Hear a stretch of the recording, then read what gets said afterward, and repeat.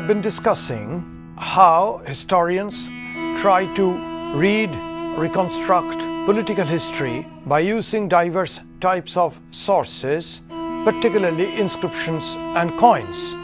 We just referred to the use of various types of time reckoning systems, the use of eras, and also the use of regnal years of rulers as markers of interesting political changes or interesting political developments. There can be sometimes confusing political scenarios, and how the historian approaches to clear the confusion through inscriptions can be, we can have an instance of that. There were two rulers of the exactly same name. One was Mahendrapala of the Pala dynasty, the other was Mahendrapala of the Gurjara dynasty. Now in inscriptions, if the record did not tell us about the genealogy or the family history of one of these Mahendrapalas, then how one determines which Mahendrapala of which dynasty we are referring to? How to distinguish between the two? Because both are homonymous rulers. The indication is the Palas always used the regnal year of the ruler as the dating system of their inscriptions, while in sharp contrast to this practice, the Gurjara Pratiharas used the time reckoning system of a particular era known as the Vikrama Samvat, which the first year corresponds to 57 BCE. So, by comparing or having a close look at which regnal reckoning is used in a particular inscription of either of these Mahendrapalas, one can easily find out where the ruler was ruling, which dynasty he belongs to. In South India, for example, the Cholas used their inscription to update political events. So if a new conquest took place, say in the 10th regnal year of a great ruler like Rajaraja Rajendra, the inscription of the 10th regnal year will update the new political information along with incorporating earlier political achievements of that ruler. This is a remarkable practice which definitely shows the importance of keeping proper records in the court of major political achievements, particularly achievements in war, conquest, etc. in the Cholo court. From around 700 AD onwards, a particular type of literary text called the Charitas, eulogies on the life of a particular political ruler, began to be composed. The tendency started with Harshacharita by Banabhatta, that speaks of the deeds of Harsha. We have indicated that it is not free from its limitation, and obviously having hyperbolic statements, it constantly has to be checked and verified with other contemporary sources. Similarly, Sandhyakara Nandi's Ramacharitam speaks of the gradual waning of the mighty Pala power, and in fact the last flicker of its existence during the time of Ramapala, who tried to recapture a lost territory, Varendri, present-day northern part of Bangladesh, which the Palas lost, and how he recovered forms the major description of the Ramacharitam. It revolves around the career of Ramapala and brings many interesting political aspects of the last phase of Pala rule in northern Bengal. Similarly, there is the Vikramanka Devacharita of Bildhana of the 11th century on the career and achievements of a powerful South Indian ruler, Vikramaditya VI. If we mean a fascinating textual account to speak of the politics in a particular region, then the text par excellence is Karlana's Rajatarangini, perhaps the really top-class historical chronicle written in ancient times. This text gives a connected account of the history of Kashmir from a very remote times, and Kallana before 7th century has to write on many hearsays, legends, tales. His account from 7th century AD onwards is quite solid, factual, and was based on evidence available to him. We have to keep in mind that Kallana belongs to 12th century, and he in fact says that he checked, read, studies earlier evidence in the form of coins, in the form of accounts, in the form of dynastic chronicles, and he approaches these sources himself, shows how he used earlier sources, and surprises us with remarkable balance and critical judgment. In fact, Ramila Thapar sees the culmination of the Itihasa Purana type of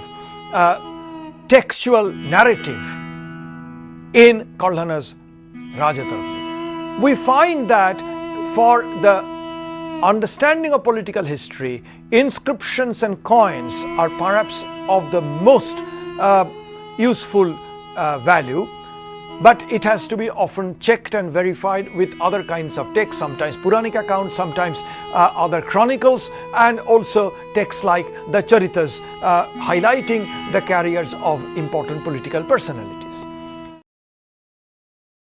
From politics and political history, we may now move to the use of sources for understanding polity, political institution. We are now entering into the realm of institutional history. How institutions could be studied in the light of ancient sources. In terms of ancient India, we understand or often take for granted when we talk about polity that everything is monarchical. Why? Because from the earliest known literary texts of India, that is the Vedic corpus and particularly the Rig Veda, the term Raja is already available. And therefore, many historians, particularly of the late 19th century and the 1920s, 30s, 1940s, straightforward translated the term Raja as king, which is quite valid.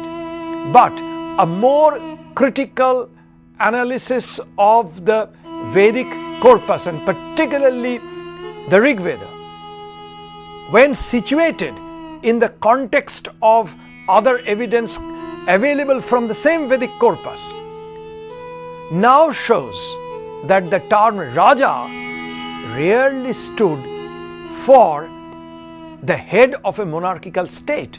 It actually speaks of chieftains, because the Rajas in the Vedic corpus are rarely associated with any territorial position. They often figure as the head or the chief of a particular clan. Now, this combination of the study of certain vocabulary in a text situated in its context opens up new possibilities of understanding the political institution. If the Vedic corpus does not acquaint us with full-fledged monarchical setup, it is very much in keeping with the references to certain kinds of bodies which may be called popular assemblies figuring in the Vedic corpus, like the Sabha, the Samiti and the Vidatha. Now, these were popular assemblies where popular participation is possible, and that goes well with our image that this was a polity where full-fledged monarchy has not yet developed, and therefore popular assemblies were quite active. For the understanding of the non-monarchical elements in polity, one can easily turn one's attention to the Pali canonical texts and the Jaina texts in Prakrit language that speaks very regularly about the Ganarajyas, Ganasanghas, that is the non-monarchical groups. These non-monarchical groups do figure also in Brahmanical normative treatises like the Arthashastra. like the Manu Samhita, like the Shanti Parvan of the Mahabharata. In these texts, however, the Brahmanical texts, Brahmanical normative texts, there is an apprehension, a reaction against these popular assemblies, and particularly the non-monarchical institution called the Ganasanghas or Sanghas or the Ganarajyas. While the Buddhist and the Jaina texts openly celebrate the non-monarchical institutions and the political activities in those non-monarchical Ganarajyas. One can easily see the kind of contrast in the attitude of the Brahmanical texts and the non-Brahmanical texts like the Buddhist texts and the Jaina texts towards non-monarchical institutions. It goes without saying that texts, particularly normative treatises and Buddhist canonical texts, throw immense lights on the institution of monarchy. Though the Buddhist texts were essentially religious and have very little to do with political organization, it is from a story in the Digha Nikaya that historians like U.N. Ghoshal, R.S. Sharma, Ramila Thapar and many others traced the element of some kind of an agreement, a contract between the people and the ruler before the ruler becomes a ruler. Therefore, they argue that in the light of this Digha Nikaya story, one can see the germs of a contractual origin of the monarchical polity. Similarly, the monarchical polity appears in a very major way in the text of Kautilya Arthashastra, the Manu Samhita, the Mahabharata, particularly the Shanti Parvan section of the Mahabharata, in which the ideals of rulership, ideal functions of the ruler can be seen. Particularly in Manu Samhita and the Mahabharata, the king is seen almost as a divinity. Manu's dictum was, the king is verily a god in human form, and therefore even an infant king could not be disobeyed. Now, does it have any repercussion, or were these merely theoretical statements? Now, if one brings in here the sources, inscriptional sources, coins and some sculptures of the Kushana phase, we find that in the inscriptions the Kushanas called themselves son of God, Devaputra. In one case, one Kushana ruler figures as Deva Manusha, exactly echoing Manu's sentiment, a god in human form. And Kushana rulers encouraged the practice of creating statues, frontal statues of the rulers to be propitiated in dynastic sanctuaries called Devakulas. These have been seen in sculptures, in actual remains of the architecture of the Devakula, and also figuring in inscriptions.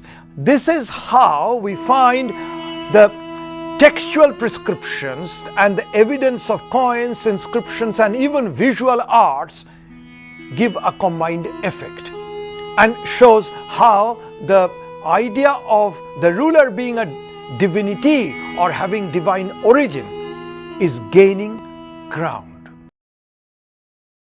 The normative treatises lay down the various bases of or principles of tax collection. Why the ruler and how the ruler should collect taxes. These, the maxims, are laid down in the Dharma Shastras. While if one looks at the inscriptions, particularly land grant charters from say 400 AD onwards, one comes across a very large number of revenue terms and also officials entrusted with the collection of those revenues. What does it tell us? Take for example the well-known Chinese pilgrim, Fashion, in 5th century AD, while traveling in greater parts of North India, Central India, suggested that the burden of taxation for Indian population was rather light, and it was a very lenient taxation system. If one tries to compare the data from the Gupta period inscriptions and the Vakataka inscriptions from Central India, it shows a completely contrary picture. It shows that in fact the burden of taxation and the diversification of revenue demands was ever on the increase, including the terrible custom of imposing forced labor, which is called Vishti and which figures very prominently in the inscriptions. So there are diverse types of images coming out of different sources. Similarly, R.S. Sharma, one of the most respected historians of ancient India, used a text on architecture, Aparajita Pricha, to suggest how the author of this Sanskrit text proposed to have different types of palaces for different grades of rulers. That is, for a sovereign ruler, the kind of palace is far bigger than the habitat or the dwelling house of a relatively smaller underlord or a subordinate vassal. Now, Sharma's idea was not to visualize how the royal palaces would have looked like in the light of this prescription. He used this particular text purely on architecture to indicate how even the texts on architecture was largely influenced by the idea of political hierarchy between the lord and his vassals, and therefore built up his concept of Indian feudalism, the concept of political fragmentation. There were many other sources he used, particularly the evidence of land grants, the emergence of the Samantas or the underlords to great prominence, in fact at the cost of the central political authority. But with that, he used in addition an architectural text to indicate how the element of political hierarchy influenced a text on architecture. In this way, we find the diverse types of sources can generate multiple types of information which can be collated together and therefore can give a very complex image. In this way, we can also illustrate how in the last 2 decades, the profusion of inscriptions in South India, there are tens of thousands of inscriptions in South India, either on copper plate charters or inscribed on the walls of the temples, that speaks of the transfer of revenue from certain villages to a big temple, usually instituted and constructed at the patronage of a great Cholo ruler. Now, what is the importance? Since there is a plethora of such data, this epigraphic information could be fed to computer, and what is something very rare in early Indian history, some amount of statistical data regarding land settlement, regarding boundary demarcations of villages, the importance of local self-bodies vis-a-vis officers of the central or the apex political authority, how they act and interact, these have come out. And this kind of efforts have been undertaken by Y. Subbarayalu, by Toro Matsui, by Noburo Karashima, and there is an international collaboration among epigraphists, among social historians, among political historians and economic historians to give a multifaceted understanding of the political institutions. Very interestingly, in the Chola realm, if we see very powerful monarchs figuring in inscriptions, figuring in Tamil literary texts, like the Kalinga Tupparani of Jayan Gondar eulogizing the great career of Kulothunga Chola I. There were also in the inscriptions regular mention of elected bodies at rural level. The Ur in the non-Brahmana villages and the Sabha in Brahmana villages. And inscriptions give details of how these popular bodies functioned even when there were very powerful monarchical authorities at the apex level. In fact, this is a very peculiar combination which is not directly known from prescriptive sources, but it comes to our light through the descriptive sources like inscriptions. After all, from the sources or the study of the sources, as I said before, one generally cannot have a single conclusive closed assessment of the situation. The situation is always changing from one period to another, and it is also changing in terms of the changing perspective of the historian.